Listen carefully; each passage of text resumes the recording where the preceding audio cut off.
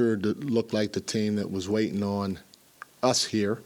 The 18 second chance points, the 30 fast break points. I mean, that's crazy. It's in 55% from the floor, 52% from the three-point line, 144 points. Give them a lot of credit. Joe Mazzulla kicked my behind on down, and all I can do is take my hat off to him. I know it's a really good team over there too, but how surprising is it to see 5 guys 20-plus points? I guess it's surprising. I didn't look at that. I guess I looked at everything else. There's a lot to look at, but again, they kicked our behind. So you just got to give them credit. First half, obviously, kind of a track meet for you guys. I noticed that moment where you kind of blew up at them in the huddle, not closing out. Did that kind of set the tone, I guess, for what was to come in terms of not recognizing perimeter defense? Well, I've been with a lot of good teams, and I kind of went after them at that point, but sooner or later it has to come from within. They have to hold each other accountable for our play. I thought we had a group that we had out there with Keon and Malik and JaVale and HB and Trey. That was our best group. We actually competed, I thought, for a while on the defense end of the floor, and we didn't come up with 50-50 balls and stuff like that, and some things bounced their way, and they hit some threes when we did a pretty good job getting some stops. But besides that group being out there, I thought it was way too easy for Boston the whole night, and sooner or later, somebody's got to get tired of it and say something and look guys in the eyes and try to hold them accountable. That's what I tried to do, and it didn't work. And so we just traded baskets from that point on until they created some separation. Mike, with Boston on a back-to-back, are you surprised that you gave up 30-point fast break points tonight? Yeah. Where do you think you went wrong on the fast break part? We didn't do a good job of getting back. They played harder than us. They were more physical than us. They were up in us.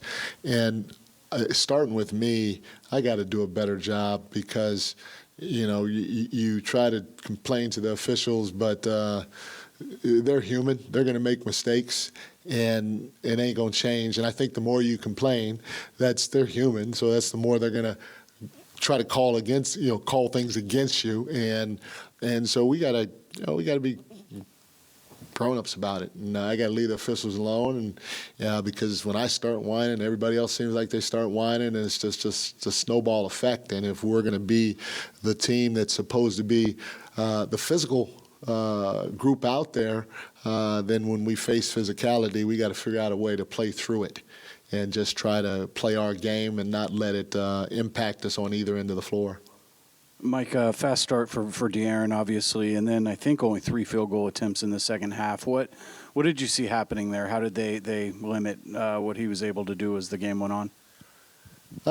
They were just physical. They got back in transition. They loaded the paint. They were very physical. The start of the game, it was the track meet, and nobody was really playing defense, and then you could just see they just cranked it up.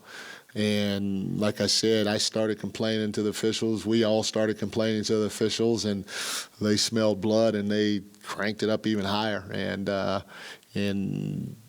probably had something to do with it.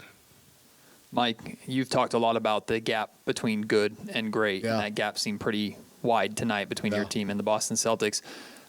What do you take away from that? Is this almost a necessary evil for a team to experience something like this to see what that difference is in real time? Yeah, well, for sure, because, like I said, sooner or later it has to matter to the players. And I say this, I'll never forget people talk about LeBron's greatness on the court. My first year in Cleveland, we were a show team back then. You can jump out and show, and they didn't shoot the three as much and some other things, and we worked on that all summer when I got there, and then we worked on it all at training camp, and we started out kind of slow my first year there, and I'll never forget, we were like 8 games in, and we were playing a home game. I can't remember who we were playing against, and we were just getting killed in the pick and roll. And so I called a timeout, and finally I said, hey, look, what do you guys want to do? We tried showing, we tried switching. You want to drop? What do you want to? And before I can get another word out, LeBron, as a young player, he stepped into the huddle, and he goes, excuse my French, but he goes, F that. We're an effing show team. We worked on it the whole training camp. You do this, you do this, you do this, you do this. Let's effing go. And I just stepped out the huddle. And from there, you go look at what our defensive rating was the rest of that season and the next 4 years. And sooner or later, all the great teams, whether it's Draymond and Andre Iguodala in Golden State, or even Tim, Avery Johnson, other guys in San Antonio. Every great team that I've been a part of, it's come from within at certain times, especially when you hit adversity. And so, we got to keep hitting adversity, and we got to keep trying to have it come from within and find a way to dig ourselves out of a hole like this by holding each other accountable throughout the course of the game. So, you got to go through this sometimes. Long-winded answer. Yeah, Mike, learning something from these games doesn't seem like what your team is doing, though. You're like 6 or 7 times a season where they're not competitive and they let go of the rope out of like your 10 losses.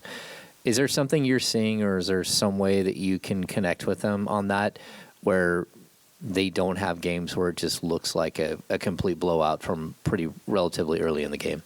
Yeah, a lot of the games are when the physicality of the game by the other team impacts us. And like I said, when it does, it usually starts with us complaining, starting with me and everybody else on the bench, everybody on the floor complaining to the referees.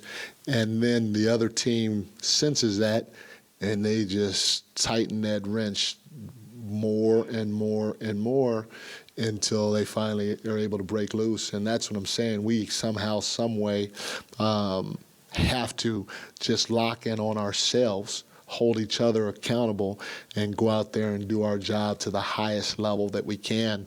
If you watch our game, think about in the first half how many times we gave one effort. And then they got a wide open shot because we wouldn't continue to rotate.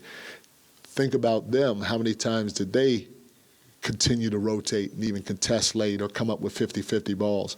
Those are telltale signs of, a team understanding at all times, no matter no matter what the score is or how much time's on the shot clock, you got to keep playing. Each possession's a 24-second possession, and you got to find ways to come up with the ball. And we did not do a great job of that tonight. Now, I will say that our guys have fought, and we're in a pretty good position. We'd like to be in a better position, and there are some games that we have not been competitive in, but most of the games we have.